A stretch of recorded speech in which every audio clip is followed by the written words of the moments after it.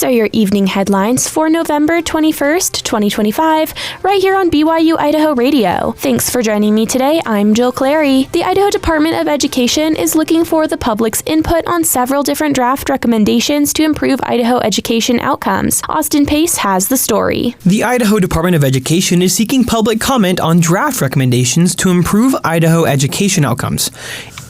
In a news release, the Idaho Department of Education said it's sending several different draft recommendations to the U.S. Department of Education to reduce federal requirements and update federally required tests.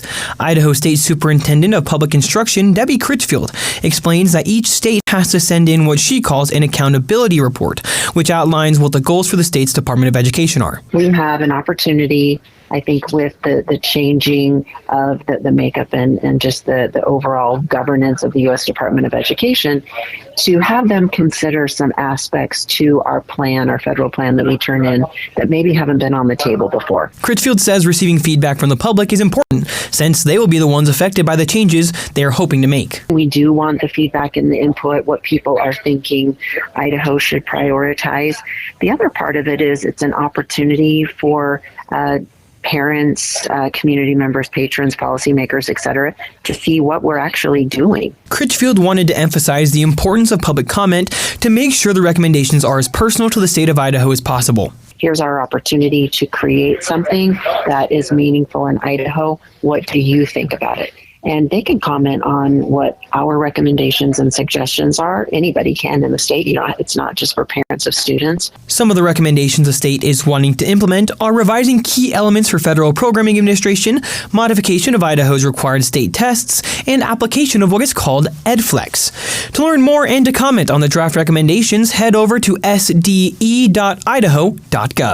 For BYU-Idaho Radio, I'm Austin Pace. Audiences usually sit and cheer as they watch a carefully prepared and scripted show from their seats. When the BYU-Idaho Comic Frenzy team is on stage, however, the audience controls the show. Comic Frenzy is a student-led improv group that performs comedy skits and shows purely based off of audience suggestions given on the spot. The team asks for audience ideas, and then the comedians have to act out an entire scene, sometimes multiple minutes long, based off whatever random word or idea was just given to them moments ago. Glenn Bowler, the team leader for Comic Frenzy, says the cast prepares for whatever the audience has in store for them. Something that we do that's really fun is we call it an ideation. And we take a word, single suggestion from the audience or one of us, and we sort of pick it apart. We talk about the themes that are inside that word or other words associated to it. We do word association for it sometimes. And we just talk about our life experiences with that word, and then we turn it into a scene. Despite the many wild and random ideas the audience sometimes offers, Bowler says the team has never been unable to figure out how to act out a single suggestion. I don't think so. Honestly, yeah, I don't think so. We can always find something, in a word that we can pull from, because everyone has, everyone on the team has unique life experiences, and we can pull from those different experiences to sort of tell truth about. That's really what we're about, is telling truth about words and experiences and having fun at the same time. Around 40 students will come to audition for the Comic Frenzy team each semester, and some have never had any theater or acting experience. Students from all majors, whether it be construction management or computer science, are encouraged to try out. And I think that some people are afraid. They think it's fun, but they're afraid, and they want to go out and do it, but they're afraid of being embarrassed. There's no judgment, and it's really nice. And also, we take people, like I said when I was talking, so many people of different majors. It doesn't matter to us if you've never done theater before.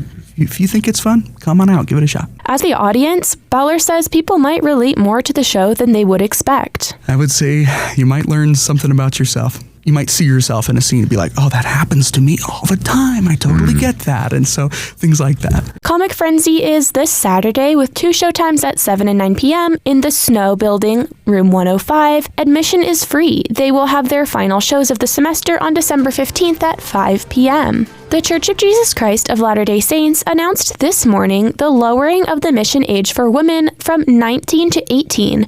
Student reporter Kimber Pierce has more. The Church of Jesus Christ of Latter-day Saints Saints announced Friday morning, quote, effective immediately, young women who choose to serve a full-time mission may begin their service at age 18 following graduation from high school or its equivalent, unquote. Illyria Kennedy, studying finance at BYU-Idaho, is excited for the change. I think it's going to be a really great opportunity for a lot of girls who were previously having to wait until they were 19 to go. I know personally I have a lot of friends that can now put in their mission papers and they've been waiting for a long time, so that's really cool. Isabel Rogers, an engineering student, says the changes just make sense. I didn't really see there was any reason for the age gap between elders being able to go and sisters being able to go, and I do think that'll kind of maybe extend a lot more sisters kind of wanting to serve too. Not that we don't have a lot of sisters that want to serve. Another common perspective at BYU-Idaho is this age change might change dating culture. Ethan Whitmire likes that elders and sisters will be closer in age. I think it's less of an effect like now, but maybe later as far as honestly like dating, I think will be a little bit better for